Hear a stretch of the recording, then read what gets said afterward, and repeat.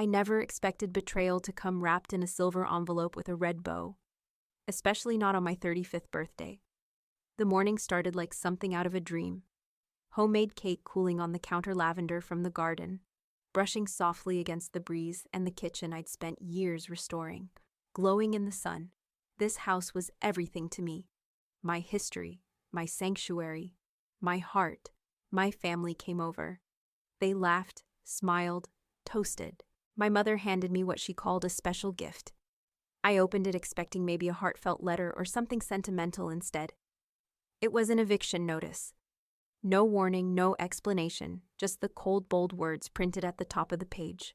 Signed by people I loved. And in that moment, I didn't scream, I didn't cry, I smiled. Because they had no idea who they just tried to push out. What would you do if your own family handed you an eviction notice on your birthday? Would you walk away or fight to reclaim everything you built with your bare hands? Let me know in the comments. And don't forget to follow for more true, powerful stories, because this one is just getting started. My name is Claire Bennett. I'm 35 years old, and for the past 5 years, I poured every ounce of my time, money, and soul into restoring the old wooden house on Willow Street. When I first bought it, the place was a wreck. Cracked windows, peeling walls, a backyard overgrown with weeds, and silence. But to me, it wasn't just a fixer-upper, it was a lifeline. A blank canvas for someone trying to rebuild after a failed engagement and a sudden layoff that had left me completely untethered. I scrubbed every brick of that exposed red wall by hand. I replaced the windows myself, cut and stained the wooden beams. I replanted the garden where my grandmother once grew lavender. Little by little, I breathed life back into the bones of that house. My parents weren't particularly close with me growing up. They were always polite, reserved, practical. They never really understood why I chose interior design instead of law school, like they had hoped, but I never asked them for anything. My younger brother Daniel was the golden child. He did everything right. Business degree, married young, got a condo paid for by our parents. And then there was Ivy, my cousin. The one with the perfect hair, the flawless skin, and the sharp smile that never quite reached her eyes. She had this ability to wrap every word in sugar while slipping the knife in your back so gently you didn't even feel it until she was already walking away. Still, I invited them all to my birthday. I planned the party myself, baked the cake, arranged the flowers, even hung the string lights in the backyard. All I wanted was one quiet evening with a few familiar faces in the home I had built with my own 2 hands. And for a while, it was beautiful. The scent of vanilla cake lingered in the air. Laughter spilled across the living room. Someone put on an old playlist from our childhood summers. Even Ivy for a moment looked genuinely at ease. Then my mother handed me the envelope. Her hands trembled slightly, but her smile was wide, too wide. Wrapped in silver paper tied with a red satin ribbon. "Open this one last," she said, her voice catching like a skipped heartbeat. So I did, and everything changed. It wasn't a birthday card. It wasn't a gift certificate. It was a legal document, an eviction notice. I scanned the page once, twice. My fingers went cold. The room started to spin. I looked up, eyes searching for answers. My father wouldn't meet my gaze. Daniel took a step back. Ivy just smiled. Not kindly, not with regret. She smiled like she'd just watched something fall exactly where she wanted it to land. The silence that followed was worse than screaming. I pushed my chair back and stood. "This is a mistake," I said, my voice shaking, but loud. "This house is mine. I bought it. I rebuilt it." My mother took a soft step forward. On paper, she said gently, "It's still under your aunt and uncle's name. We never transferred the title." "Claire?" My heart cracked. "I spent everything I had on this place." I turned to Ivy. "And you knew that?" She tilted her wine glass. "I'm just helping the family make a smart decision," she said. "This neighborhood's hot right now. It's a good time to sell." That was the moment I realized this wasn't an accident. It wasn't a misunderstanding. It was a plan, a deliberate betrayal, one they had been crafting behind my back, while I was busy fixing cracks in the walls and hanging photos of the people who had just voted to kick me out of my own home. I didn't say another word. I just looked each of them in the eyes and told them to leave. One by one, they walked out. All but Ivy. She lingered at the doorway, her heels echoing across the wooden floor. "You're fighting a battle you can't win," she said softly. Don't let emotions cloud your judgment. And then she was gone. But she was wrong about one thing. This wasn't just emotion, it was the beginning of a reckoning. That night I didn't sleep, I just sat in the armchair by the window, the same chair I'd reupholstered myself last spring, staring at the eviction notice lying on the coffee table. It looked out of place like a wound in the middle of a room full of memories. I should have cried. I should have screamed. Maybe thrown something. But all I felt was suspicion. Ivy, the cousin who always dropped by to ask oddly specific questions about my renovations. The one who always complimented the lot size. Not the house itself. Something wasn't adding up. That's when I picked up my phone and called Emma Lawson. My best friend since college, a digital archivist, and the only person who ever helped me carry drywall at 2 a.m. without asking a single question. When she picked up, I didn't waste time. Bring your laptop. And the folder with all the permits if you still have them. An hour later, she was at my door. Messy, hair, giant bag, zero judgment. She hugged me like a sister and pulled out her laptop. We spent the next 2 hours digging blueprints, permit approvals, renovation receipts. She had everything backed up, organized, dated. I stared at the files on her screen. These weren't just papers. They were proof of every nail I hammered and every dollar I spent. Why would your family do this? She asked. I shook my head. Ivy told them I'd done illegal renovations. She showed them documents I've never even seen. Emma's brows furrowed. Then those documents might be fake. Exactly what I was thinking. That night I texted my brother Daniel. We hadn't been close in years, but I knew he wasn't heartless. He had a conscience once. Need to meet urgent. 8 a.m., Cornerstone Cafe. He replied, I'll be there. The next morning, I got there early, ordered tea, tried to calm the shaking in my hands. Daniel walked in, looking tired, like guilt had kept him up all night. He sat across from me in silence. I slid the folder toward him. You knew about the eviction. He nodded, eyes low. Ivy told Mom and Dad you were in legal trouble. She said the house wasn't safe, that the city might fine us. I leaned in. She lied. These permits are real, and that house. It's legally compliant in every way. He flipped through the pages. His face drained of color. She showed us different documents. They were fake, I cut in, and I think she forged them. Daniel sighed. I think she's trying to sell the house. I nodded. I think she's already working with a developer. Max Harper. He's in real estate. Daniel blinked. I've heard Dad mention that name. He's dating Ivy. My stomach tightened. They weren't just trying to sell the house. They were prepping it for demolition. Emma and I needed help, and fast. That afternoon, we reached out to Chloe, Emma's old classmate who worked at the city's land records office. She agreed to meet us at the public library when we arrived. She already had a file pulled up. This is the petition that was submitted, she said, handing us a copy of the complaint against my house. It accused me of noise violations, unauthorized construction, even safety hazards. But there was no original complaint in the system. No case number. And the name listed as the neighbor who filed it didn't match anyone on Willow Street. Chloe looked up. It's not in the system because this was never filed through the city. Emma's eyes lit up. Forgery? My throat went dry. This wasn't just betrayal, it was fraud, and Ivy wasn't doing it alone. She had connections. Money and now a plan that could wipe out everything I built. But if she thought I was going to back down, she had no idea who she was dealing with. The war for my home had just begun, and I had the first weapon. Ivy never expected the truth. I left the library with a folder clutched tight against my chest. Inside it were 6 signs of forgery, enough to confirm that Ivy hadn't just lied. She'd manipulated our entire family and crossed a line. There was no coming back from it home. Emma and I spread everything across my dining table. Permits, signatures, complaint forms, blueprints. She scanned every document with trained eyes. This notary seal, she said, pointing to the bottom corner of a survey form, Elizabeth Sterling. My pulse jumped. Sterling, I echoed. That's Ivy's mother's last name. She was a notary, but she retired 2 years ago. Emma looked up slowly, and this seal was used. Last month, silence settled over the room like fog. That's a criminal offense, she said quietly. If this went to court, Ivy wouldn't just lose face. She could lose her freedom. And that's when it hit me. This wasn't a misunderstanding. This was orchestrated. The documents weren't just falsified. They were timed. Coordinated, I texted Daniel again. I need you. Come now, he showed up 15 minutes later, face pale, jaw tight. I laid out the evidence. Here's every legal permit I've ever pulled. Everything Ivy told you was a lie. He flipped through the pages in silence. I believed her, he whispered. She said you were reckless, that you didn't care about legalities, that the house was in danger. She manipulated all of you, I said. And she has help. Max Harper, he's not just her boyfriend. He's the Harper and Stone group. They're planning to bulldoze my house and put up luxury condos. Daniel looked stunned.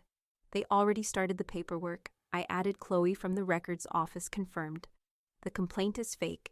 There's no case, no neighbor, no system record. We sat in heavy silence. Then Daniel leaned forward. There's one more person who might help, a friend of mine at the city planning office.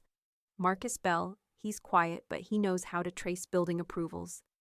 That afternoon we met Marcus. He studied the documents, flipping slowly, carefully. These look familiar, he muttered. Holding up the development plans, I saw these in a closed-door meeting 2 weeks ago. My breath caught. Who's the developer? I asked. Marcus typed into his computer, then turned the screen toward me. Proposed development, Willow Heights location 197. Willow Street developer Harper and Stone Group. My address. My home. Emma gasped. Daniel rubbed his face, disbelief flooding his features. They've already submitted survey approvals, Marcus added, signed by your parents. I shook my head. My parents never mentioned any of this. They think I broke the law. They don't know. They signed off on something they didn't authorize. Marcus frowned, zooming in on the signature fields. They look copied, not handwritten. I can have our legal department run a verification. Do it, I said, as fast as you can. We left the office drained but determined. As I reached for my keys that evening, a glint of glass on the pavement stopped me. I froze. My car window shattered. On the seat was a large rock, and wrapped around it a small piece of paper. 4 words, written in shaky, angry handwriting. Back off while you can. My blood went cold. My street was quiet. No one in sight. I called the police, filed the report, installed security cameras that same night. But I knew one thing: this had gone beyond paperwork, beyond money. This was personal. And Ivy, who once smiled like family, was now leaving threats like a stranger. But here's the thing about people who try to scare you. They forget that some of us have already been through worse, that we've rebuilt from nothing before. And this time I wasn't alone, because now it wasn't just about saving my house. It was about taking back everything they thought they could quietly erase. 2 days after the break-in, I found myself sitting across from Sarah Holden, my lawyer, and the woman I trusted more than most people in my own family. She had helped me review property contracts years ago when I first bought the house. But today wasn't about property maintenance. It was about preparing for war. Sarah flipped through the folder of evidence-forged complaint forms, city permits, fake notary seals, the false survey approval. She paused at the notarized signature with Ivy's mother's name. This is deliberate, she said, tapping her nail against the document. Layered deception. Not only illegal, but structured fraud. If we prove Ivy and Max conspired to falsify these to gain profit, you'll not only keep your home, you could take them to court for damages. I nodded, but a part of me hesitated. This isn't just about winning, I said. It's about exposing them in the most undeniable way. I want a truth bomb so loud, no one in that room will ever doubt what they've done. Sarah leaned back, thoughtful. Then we don't just go to court. We go to the source, the investors, the public, the press. And just like that, the plan began. That night, over cups of black tea in my kitchen, Emma, Daniel, and I outlined our steps. We gathered every file, every message, every dotted line. Then something unexpected happened. Lena Harper, Max's younger sister, someone I'd barely spoken to at family gatherings, left me a message. Claire, I know what Ivy's done. Meet me at 5 Bean and Birch Cafe. I showed up early. Lena was already seated, a charcoal gray coat folded neatly in her lap, her eyes sharp but sincere. She slid a USB drive across the table. This has everything, she said. Emails between Max and Ivy. Development plans. Blueprints signed before your family even knew. I stared at it. Why are you helping me? Her answer was quiet, steady. Because I believed in Max once, but now, he and Ivy have turned our family's business into a weapon. A front for fraud, manipulation, greed. I can't be part of that anymore. Then she pulled out a thick envelope. Ivy's engagement party. She's turning it into a pitch night for her investors. You're not on the guest list. But I was in charge of press invites. I saved one. It's blank. You can use it to get in. I took it with both hands, heart pounding. This was my shot, not just to fight back, but to finish this. That night in my living room, Sarah, Emma, and I worked late. We prepared the final dossier, forged evidence emails, survey approvals, investor names. We even had a copy of the land development agreement. But what sealed the deal was the audio A recording from Lena clear as glass. Ivy's voice. Let them think Claire's the problem. Once the legal protection's gone, we buy it for almost nothing. After the engagement party, no one will stop us. Max's voice. I've already cleaned out the internal files. Nothing links back to us. Emma stared at the laptop screen, stunned. We're bringing all this to the party, I nodded. Not just bringing it. Revealing it on screen in front of everyone. If Ivy wants the spotlight, then let's shine the truth right through it. The next morning, I received an anonymous message. Stop now. You don't know what you're stepping into. There are things you can't control. I showed Sarah. She didn't flinch. This just means they're afraid. That night, I pulled out my grandmother's pearl necklace. The one she wore every Sunday morning to bake cinnamon rolls. The one she wore when she first moved into this house. I put it on with a simple black dress. No glitter, no games. I looked in the mirror. I didn't see someone scared. I saw someone ready. And as I stepped into the Bellevue Grand Hotel, holding my press invitation and the USB drive that could burn every lie Ivy ever told I knew, this wasn't revenge. This was revelation. And no spotlight was big enough to save them from what came next. The chandeliers above the ballroom shimmered like frozen fireworks. Elegant string music played in the background. Glasses clinked, polished shoes shuffled over marble floors. Everything was perfect. Exactly the kind of stage Ivy craved. She stood in the center of it all, draped in a glittering white gown, arm hooked into Max Harper's. They looked like they'd been carved out of a lifestyle magazine, fake flawless, and about to crumble. When she saw me, her smile flickered just for a second. Then she smoothed it out. Claire, she said, voice bright, I didn't think you'd be here. I raised my glass and smiled. Couldn't miss your big night. Before she could respond, I walked away. Straight toward the heart of the room, straight to the mic. I tapped the glass once. Then again, the room began to hush. If I could have your attention, I said. My voice steady. This won't take long. It's not a toast. It's a truth. All eyes turned. Ivy stiffened. Max's grip on her waist tightened. I held up the USB drive and plugged it into the presentation screen behind me. The lights dimmed. The first slide appeared. A blueprint.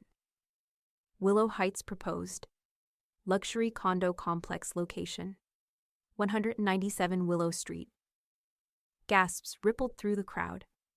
That address, I said clearly, is my home. The one I bought, restored, lived in for over a decade. The next slide flashed. A city land survey approval, signed by my parents, stamped with a notary seal, except my parents never signed it. And the notary retired years ago. I turned back to the crowd. All of this was built on forged documents, false complaints, fake signatures. My own family was manipulated into thinking I broke the law, but I didn't. They did. Murmurs swelled. A man near the front stood up, sharp suit, steel hair. Randall Morris, one of the lead investors. I demand proof, he barked. Do you have verification? I nodded. And Sarah, cool as ever, stepped forward. We do, she said, projecting official letters from the city planning office. The documents submitted in support of this project were confirmed to be fraudulent, notarized by someone who no longer holds a license. Signatures don't match public records. The entire deal was built on deception. The room shifted, energy tightening like a coiled spring. Max stepped forward, trying to interject, but I raised a hand. I'm not finished. The next slide wasn't an image. It was an audio file.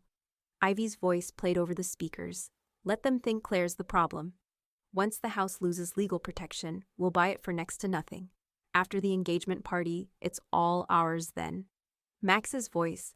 I've already deleted everything. No one can trace it. Gasps turned to silence. All eyes whipped toward Ivy and Max.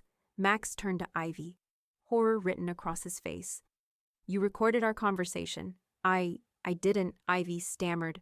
I don't know who, but I did. From the back of the room, Lena Harper stepped forward. She faced Max first, then Ivy. I did, she said, because I won't let you bury people under your greed. Ivy looked like the floor had opened beneath her. Sarah stepped up again. The evidence has already been submitted to the proper authorities. This isn't just unethical, it's criminal and right on cue. 2 plainclothes officers entered the ballroom. One approached Ivy. Miss Sterling, you are under investigation for document forgery and conspiracy to commit fraud. We ask for your cooperation. Ivy's face collapsed into disbelief. You'll regret this, Claire, she whispered. You have no idea what you've just stepped into. I looked at her calm.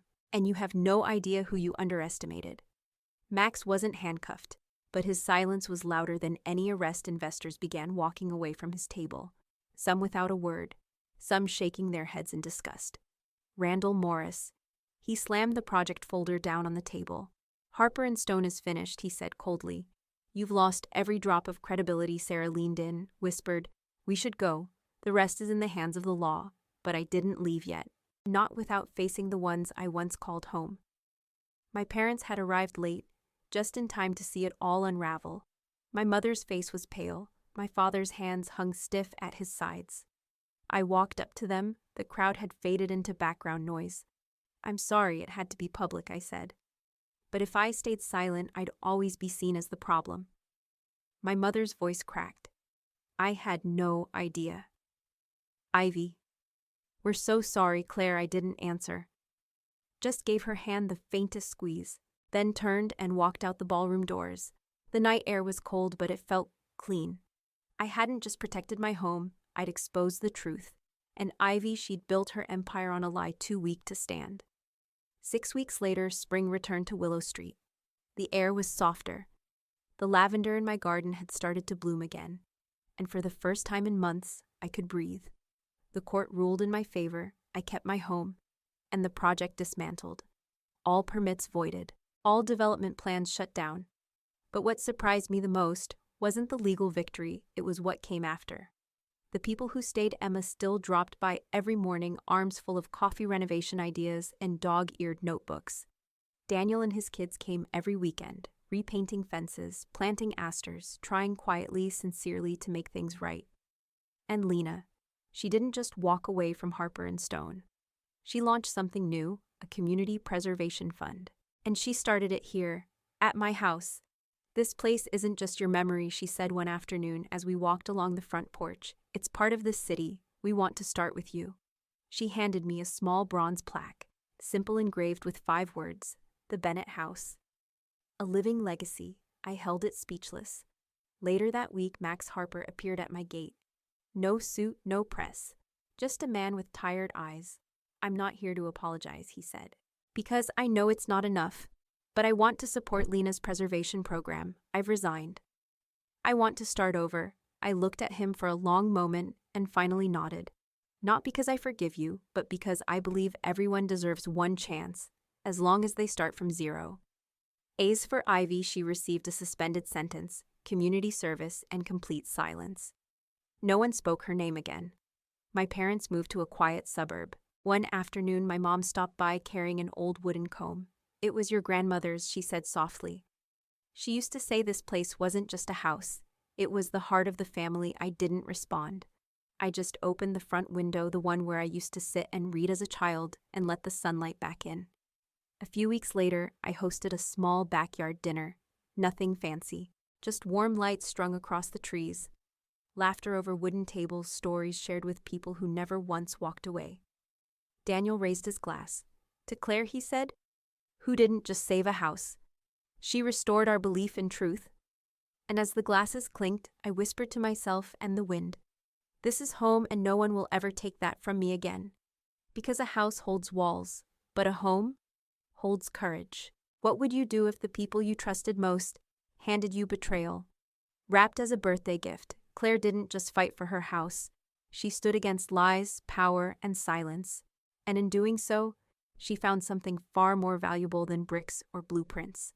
She found the truth. Have you ever had to protect something when no one else stood with you? Let us know in the comments. Comment where you're watching from. Share your own story.